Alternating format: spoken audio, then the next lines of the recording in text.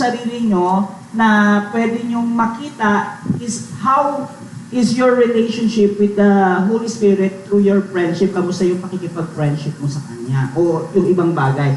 Dito makikita yung gaano kalalim ang inyong relationship sa Holy Spirit. So, meron po ditong mga magbibigay muna, tama ba may example? Magbibigay po ako ng example ng ating gagawin. So, magkakaroon tayo ng per team. So, we will have groups of 4. So, for each team, kailangan ma-develop natin yung itong mga bagay na to, itong 4 na bagay na to. Babanggitin ko muna, the majesty of the Holy Spirit. The Holy Spirit is a person. The Holy Spirit glorifies Jesus. The Holy Spirit is essential. The Holy Spirit is our guide. The Holy Spirit makes us born again. The Holy Spirit reveals divine secrets to us. So ito yung mga bagay na matututunan natin ngayong araw na ito. So, wala pa rin. So, meron tayong mga case studies. So for each team, meron tayong 4 case studies na pag-aaralan. So yung unang example na gusto kong ibigay sa inyo, let's say, ang example ko ay yung the Holy Spirit is in a person. So He is a person, not a force. So ibig sabihin nito yung mga katotohanan tungkol kay Holy Spirit. If we wanted to have a relationship with the Holy Spirit, kailangan kilala natin yung aspeto patungkol sa Kanya. Halimbawa, ang senaryo ganito, ipapakita namin na sa isang cell group, pinag-uusapan na ang Holy Spirit para sa kanila ay, tawag dito, ay parang impersonal, ibig sabihin, kilala mo siya pero hindi naman talaga, mahirap kilalanin. And then, parang mystical force, ibig sabihin, yung Holy Spirit nagbibigay sa'yo ng power yan, ng puwersa lang, pero hindi person. And also, they refer sometimes, yung ibang tao, they refers the Holy Spirit as an it. Ito ang problema, yung iba, her. Hindi daw niya her. Pwede mo daw i-refer na her ang Holy Spirit. So, ang solution, ipapakita ko rin sa drama na yun, we will find verses na mag-i-emphasize sa personal characteristic ni Holy Spirit. At magbibigay kami ng example na kapag gano'n na nangyari, the Holy Spirit, He is able to be grieved. He speaks. So, ibig sabihin, hindi na, pagpwersa lang siya, wala siyang feelings. So, it shows that Holy Spirit is a person. Okay? Tapos, ayun na. So, sige, ipakita po natin yung mga yung group 1, ito po yung inyo. Ayan na. Wait lang. Sige, sorry. Ito na,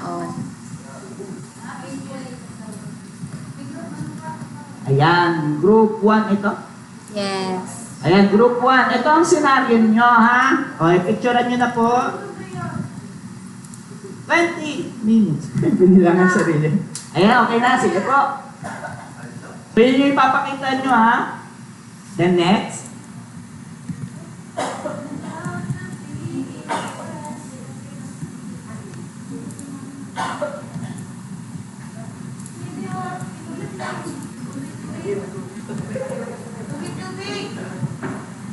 Ayan po. So, ang inyong cell group ay, ayan.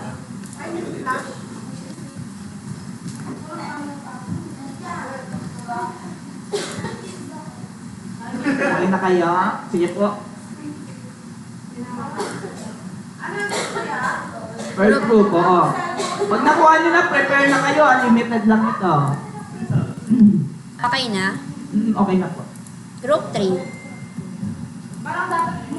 Ayan, group 2. You are preparing the weekly cell group message and it seems a bit dry. Dry daw yung mensahe ng leader. You want to bring... hindi ko nababasahin kasi... Finisure na? Sige po. Okay, 4. hindi pa? Group 4. Ayan, 2 lang. 2. Ayan. Ay, 3? Meron ng 2? O sige, next. Ay, next po. Scenario. Ay, bakit ganon? Bakit nagkaparehas? Namatay.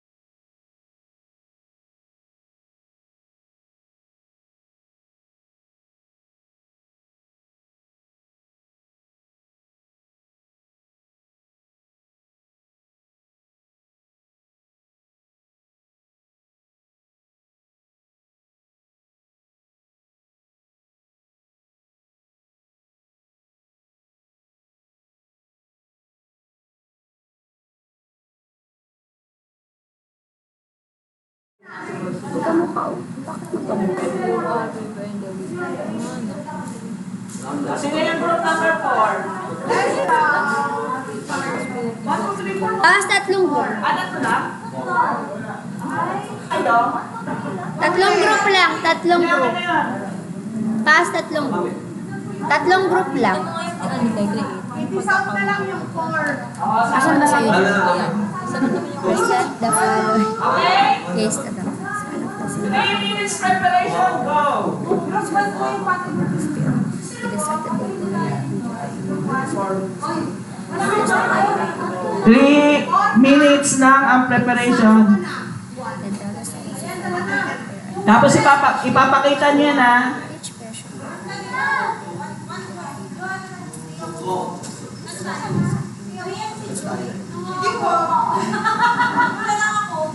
Magbibigay lang sila. Ano na lang, sila na lang. 3 minutes lang preparation. Ipapaliwanag yung 7 aspects. Apo, na-dramatize niyo po in your cell. Ay, hindi, ano? Tapos, Pagkakawa sila ng Hmm?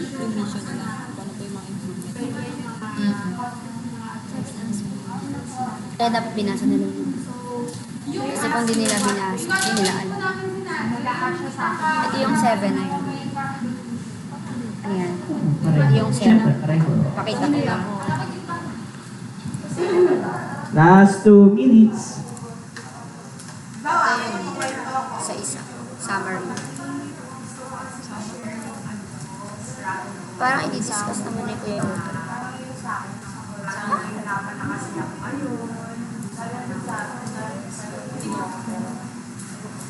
Holy Spirit, meron of course.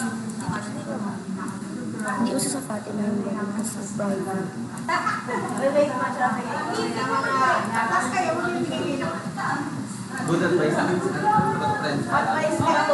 Nasa silver kayo, gano'n? Hindi, isa lang yun. Check.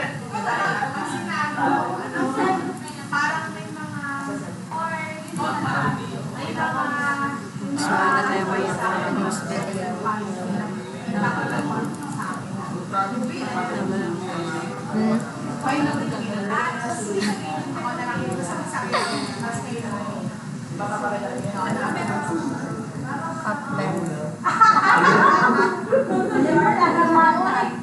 Last 1 minute.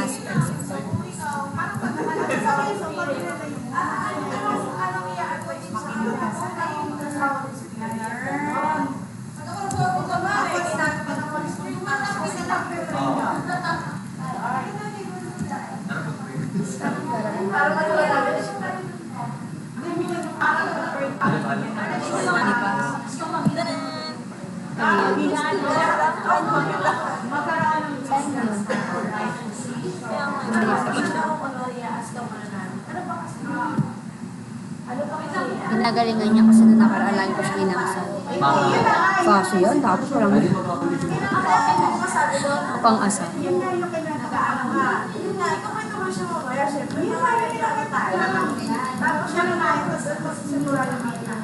Okay? Ha? Okay, time na? 3 minutes lang? Time, naka-time to? Kaya niya yan. Sige, pilog tayo dito. Dito magpe-presenta. Ayan. Sige po. Holy Spirit, come. Let's go. Power, change my life. Ang una po, si Ate Sol. Sunod, yung number 3. Ay, ano kaya number? Oo. Sunod, number 3. Last yung 2. 1, 3, 2. Sige po. Ayos na lang tayo ng bangkuan dito. Tapos dito yung magpe-perform. Hindi pa gano'n ako. Hindi ako nanonood balita pero nakita ko yung 1, 3. Galing mo. 1, 3, 2. Dito po kayo. Paayos na pag ganun po. Tapos dito yung magpe-perform. Ayan. O gusto niyo dito na naman. Ayan. Oo. Ayan. Dito, oo. Maraming mga tayo. Dito na lang kayo, oo. Okay?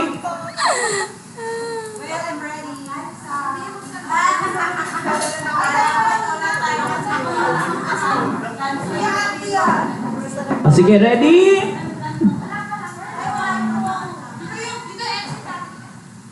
Ayan. Eto na nga eh. Okay, group number 1, lights, camera, action! Dami na yung Manila sa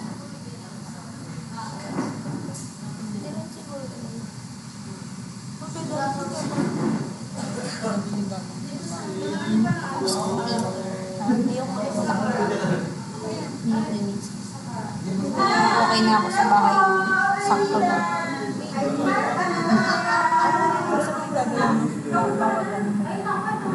Pero ako sa sakto. Yung mga limang kwarto.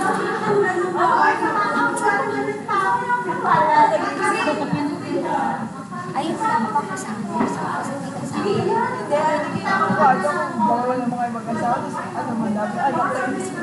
Oo, sure.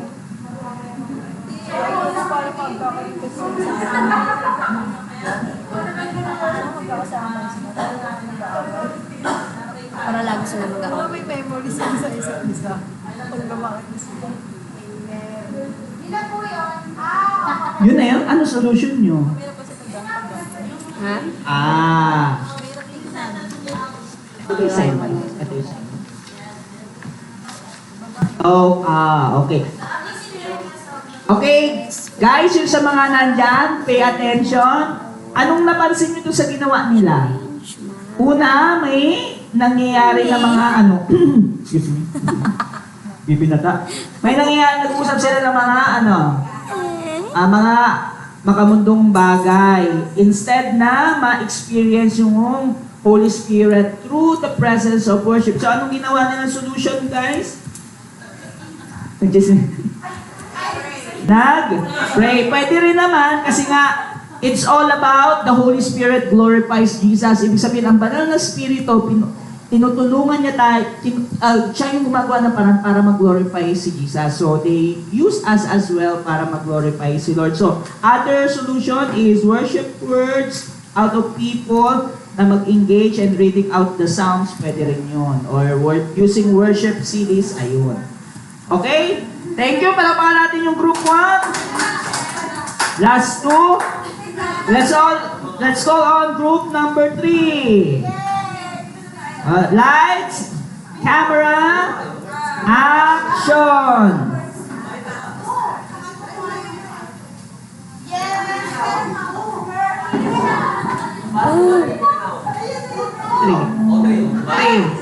Three, group 3 muna to, last yung 2. 3 muna, 3 go. 3 po. Yes, Uy, sinabi ko kanya, 1, 3, 2. 1, 3, 2. Let's go!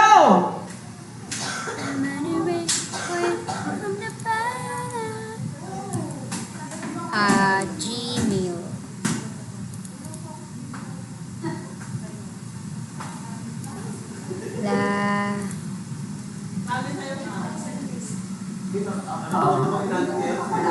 Sige, go!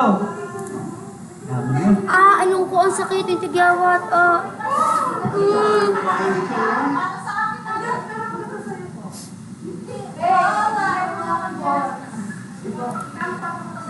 I want Uy, game na. Kanina pa kayo.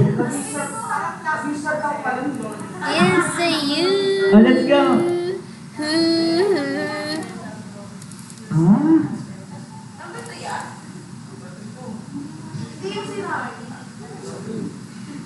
Ang pinangkaligpili ko.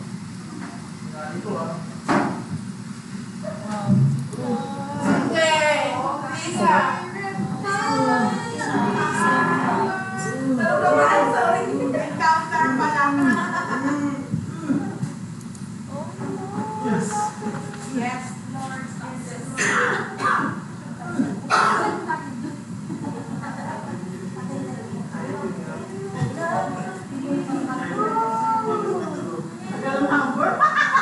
Jigas pala yun.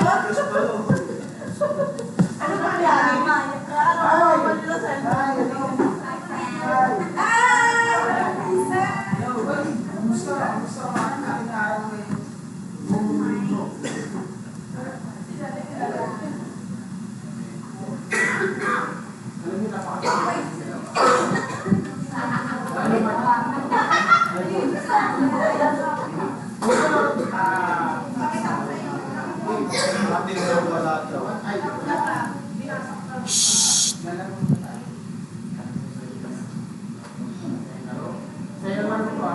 Masaya.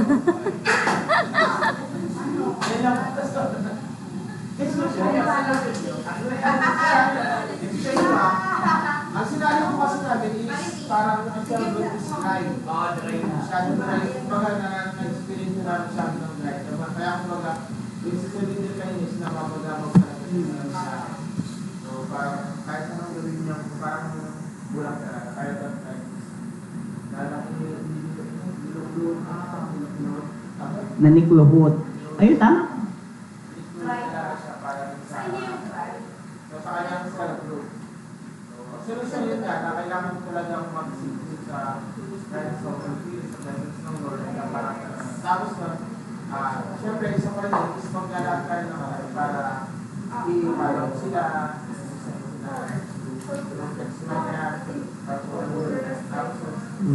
pagdating ng circle, dapat yung atmosphere sa simula pa lang. Nakita yung matutin nila na gatong sila sa amat, matutin nila na masaya yun. Amen. Palapakan natin. So kung mapapansin nyo, naranasan nyo ba yun as a cell leader, guys? And as a Christian na the Holy Spirit reveals divine secrets to us. Halimbawa, di ba may nilatag akong na ano yun? Yung manual, yung sa cell Tapos, na-pray kayo, minsan, hindi naman dahil hindi kayo sumusunod, kailangan nyo talaga baguhin kasi kailangan i-inline, tapos tama, sumasapol sa mga yung mga tanong, di ba? So, ganun din sa life natin. So, for last thing, tawagin natin yung group 2. Camera, lights, camera, action!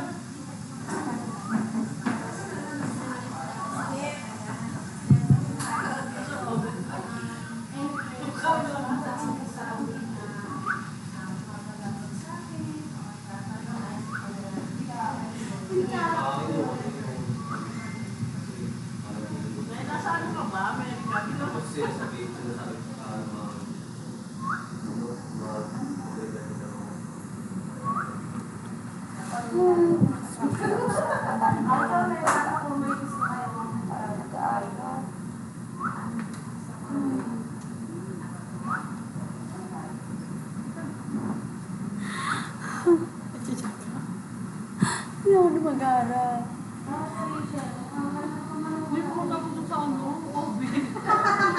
Gawan kita. Alam mo ba? Hindi mo siya tapos na. Sa COVID. Hindi man hindi kasi exam din kami. COVID. Paano kaya? Exam sa Hindi ba na-open na natin yun?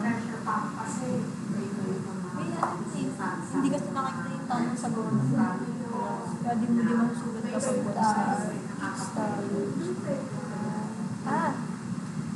pagka nag-ano class, pag nag-online class, pag sagutan mo yun, tapos chat mo ako kung anong sagot sa para ma-answer sa'yo habang ginagawa.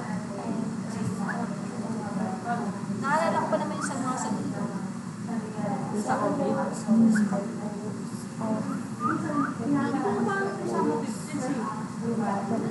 diba?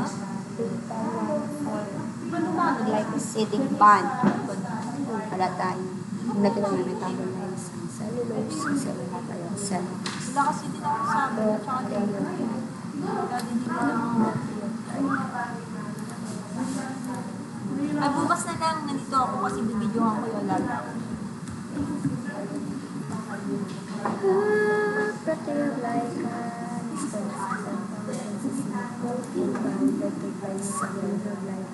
Holy Spirit.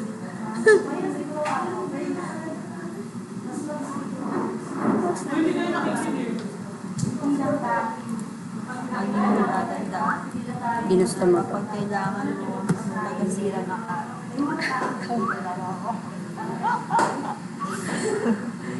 Sira ikaw. Sira na ka. Plastic. Kung naiintindihan mo dito sa sinabi niya, so, kapag nasa leader ka or as a Christian, hindi mo alam ang gagawin mo, kanino ka mag-aas? Pag-post na ako, Spirit is our guide. So, kapag hindi mo na alam, the Holy Spirit will guide each every way na meron tayo. tayo. Dahil hindi na sa kamaraming oras sinaratan ko ng mabilis. Bababa ko hindi. Yung meeting natin na natin. So, remember yung the majesty of the Holy Spirit, kapag nasa reception tayo ng Lord, grabe yung mararamdaman yung presence ng Holy Spirit, diba sa naging ng Lord, is moving, is crazy. And also, napag-usapan natin the Holy Spirit is a person, the Holy Spirit glorifies Jesus, the Holy Spirit is essential, napakahalaga nito sa buhay natin. Pag wala, we are powerless. He is our guide. He makes us born again. Ibig sabihin, patay tayo sa kasalanan, pero binuhay na ulit tayo. And also, He reveals divine secrets to us. Remember, pag hindi mo kilala ang person ng Holy Spirit at wala kang relationship sa Kanya at hindi mo na-develop yung friendship o yung connection sa Kanya, para kang nagmamayari ng Ford, mamahaling luxury vehicle na walang engine. Isipin nyo, hindi gumagana, hindi pumikilos, walang magkano ng engine. So, ganun din ang buhay natin. If you don't know, you have no relationship with the Holy Spirit, hindi mo alam mag-prepare ng word, hindi mo alam mag-balance ng time, hindi mo kaya kasi kasuhin yung disciples mo, family mo, at sarili mo. So in our life, we need, when we know the Holy Spirit as a person, as the one who glorifies Jesus, who helps us to be born again, who guides us and reveals divine secrets to us, when we then understand why the Holy Spirit is so important in our lives. Naiintindihan natin na representative ang Holy Spirit sa pamamagitan ng Diyos Ama at Diyos Anak. Okay? Yun lamang po.